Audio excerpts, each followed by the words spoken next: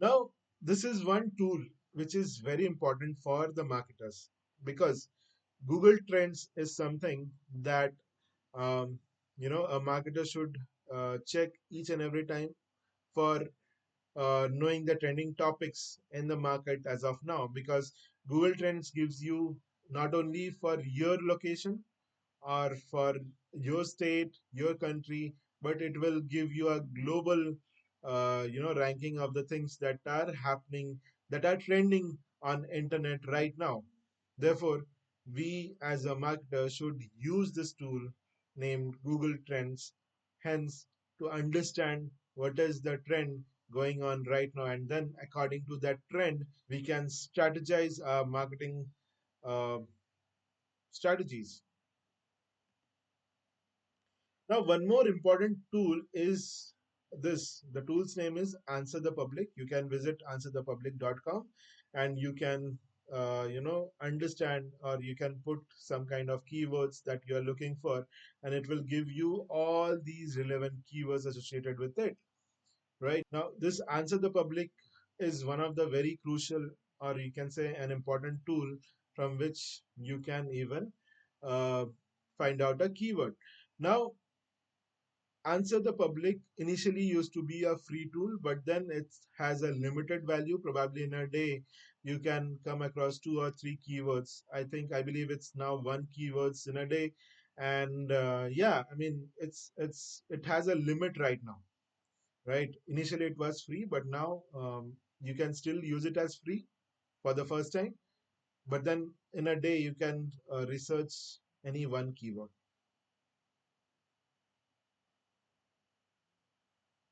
Now, we also need to sure that if we are putting the inbound links on our website, we need to check the domain authority of those outer links or the inbound links that we are putting in. Therefore, making sure that we are making our website an authentic website, right? For example, we can utilize the links from Wikipedia, right? If we use those links, people would like to learn about certain things that they might not have gone through with. But then, if you are rerouting those people, those users to Wikipedia, they will believe that, oh yes, you have utilized some of the aspects of digital marketing in a proper way that is building your authenticity on your website. Now, how could you find links? It's essential that we reach out to users of a particular company or any particular organization. We can do a manual outreach by doing a by simply sending an email, or even we can write some kind of guest blogs about them. We can even ask for memberships so that we come across multiple links, and we can utilize those things on our website, right? Even we can reach out to link building agencies. Those will allow you in, or you can say that those agencies would give you link in bulk, right? So therefore it's very important that we do a backlinking in a proper way. Now, when it comes to social media, it's important that we target specific demographics, sub specific locations, right? Specific age group of the people, right? Therefore, we after doing that, we can run some kind of surveys, and then we can gauge them using some kind of analytics like Google Analytics, let's say. Now, social platforms that we should, make sure we are utilizing for our business prospect or the business growth. Some people love to read. For them, we can, come up with blogs. Some people loves to watch videos. Most of them us are, right? We definitely watch videos on certain platforms like YouTube and all. Right now, you can say that this podcast is on boom, right? Many people tend to work on something, and then they tend to put their earphone on their head and making sure they are listening to certain podcasts. I do that, and people does that. Therefore, podcast becomes an important aspect for any kind of brand, right? Therefore, even not only podcast, we can do webinars, slideshows. So these are the ideas that you can convey to your customer, to your client, making sure that you utilize these social platforms. We utilize things properly. People would be able to see you as a brand, and then they will believe on you. Now, as a marketer, we also need to do social networking. Why? This particular question might, you know, come up across your mind. We should do social networking. Now, why so? Because as a marketer, we need support. We need all kind of, important things in place so that we make sure everything is going smoothly. Now, there are social networking platforms, Facebook. So we have converted this Twitter. The name of this Twitter has changed to X. So X is there, LinkedIn, Pinterest, Instagram, Snapchat. We can interact with people. We can interact with our fraternity, making sure that, like, let's say, sometimes a marketer could be alone. We could not get a proper validation that are we doing a right thing for any brand. We need to do this thing with a social networking. Now, if we are doing a social networking, this will again help for running a personal branding also. Now, what is personal branding? I think we have already learned in some module that as a person you should also work for your personal brand. Because, and let's say, once we are working on our personal brand, we need to do social networking. If we are not doing our social networking, then no one will engage the uh, with the content that you are posting, right? Therefore, it's important that we do social networking on top. Now we can run social media ads, target our ideal customer, upload their email list, right? And then we can create lookalike audiences. Now, what are lookalike audiences? The name itself suggests that a lookalike audience are nothing but the same set of audiences that have visited your website earlier, and we wanted to target the same age group, same demographic people from, let's say, or from some other state or some other locations, right? And then making sure that they also convert, right? So lookalike audiences are nothing but the same kind of audiences that those who have visited your website and taking some kind of actions, right? So we need to also make sure that we build these lookalike audiences. We can generate this kind of lookalike audiences through certain ads, by running ads and all. Now, once we attract the client, once we have attracted the client on the platform, we are making them uh, about the products or the services that we are having. We are prompting them to take some kind of actions on our website. Once the action has been done, they'll be gone. I mean, the user will be gone from the website. But then we need to make sure that we provide value. If we provided the value, then the website or the user that have browsed that website before, they will again come back and visit, check, and again take some kind of action. So therefore, we need to make sure that we are retaining the users as well.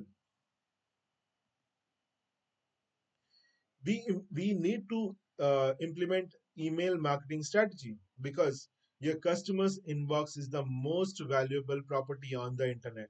Therefore, we need to make sure we leverage email marketing, and we regularly put some of the other things in their inbox.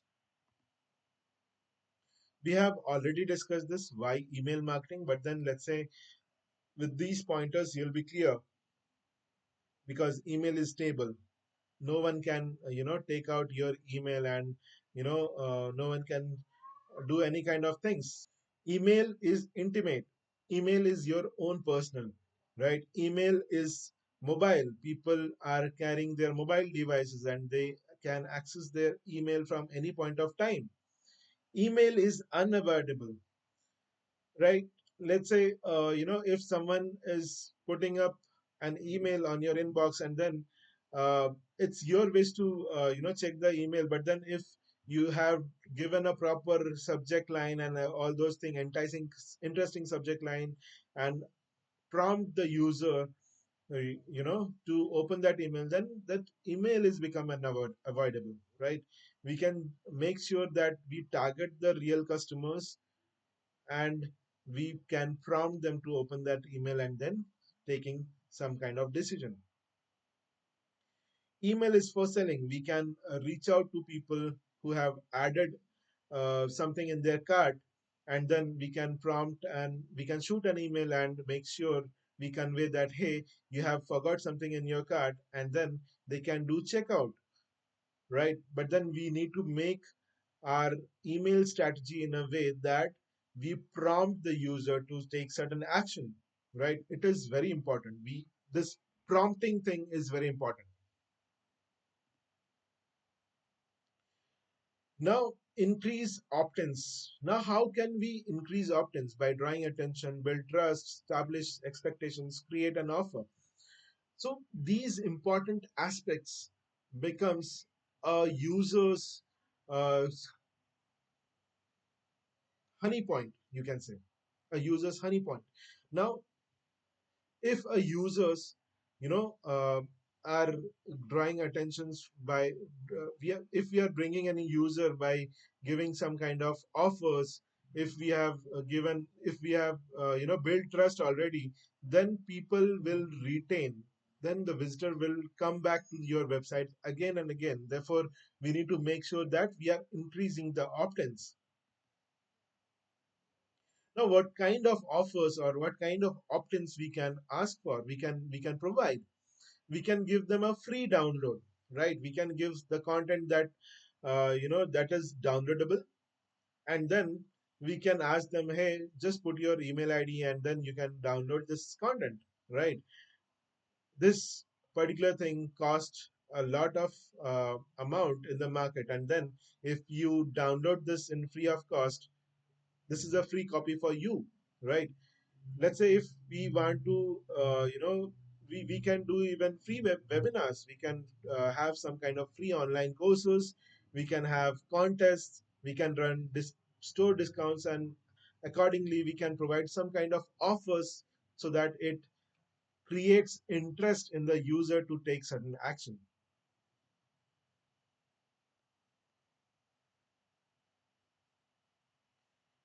Now, retargeting. There is a concept in specifically in ad. We can retarget a customer. Some of the time you might have seen that let's say if you are interested in buying some bike, uh, and then you have checked out some of the bikes, right? And then you log off from that website, and then let's say if you come on social media and you scroll your feed, sometimes you'll get to see the same image that you have gone through just 2 minutes back visiting a particular website, right? Therefore, retargeting is important. That means you are hammering that user's mind again and again to take certain actions. If the particular user, let's say I wanted to purchase an iPhone, right? But then today I'm not having that budget to purchase an iPhone. What I'll do, I might have searched some kind of iPhones from Flipkart, from Amazon, or some other websites. But then these kind of these bigger giants or these companies or the brands, they keep a retargeting and ad in the back end so that they'll keep hitting your mind unless you purchase a product and unless you are purchasing that particular iPhone, right? Sometimes after purchasing the iPhone, also we used to see the images, see the links, the videos, and all those things, making sure. I mean, we will also get to know that hey, this company is or this particular brand is doing retargeting ad towards you, right? Therefore, retargeting is one of the important aspect that if we are running any kind of campaign, we also need to do this retargeting thing in a proper way. Now, when you talk about evaluation, we should also measure the things that are important in the backend, the data points which are important, right? For evaluation, we have Google Analytics that we can determine the KPIs, we can set up goals, we can even set up a proper search console, right? We can utilize Google Data Studio, right? So all these things, all these analytics tools are important to make sure that are we getting a proper outcome of certain campaign, right? So with this, I would like to end this module because uh, we have already seen what are the important aspects that we should keep while preparing a digital marketing strategy. Therefore, these important aspects altogether becomes very important for you to make up, or you can say to strategize a proposal, to come up with a proposal for your client, right? Therefore, you should utilize all these aspects. I'll upload this sheet so that it will be useful for you as a marketer, and you can even run those. You can keep this in mind whenever you are drafting any kind of proposal for your client. Thank you so much.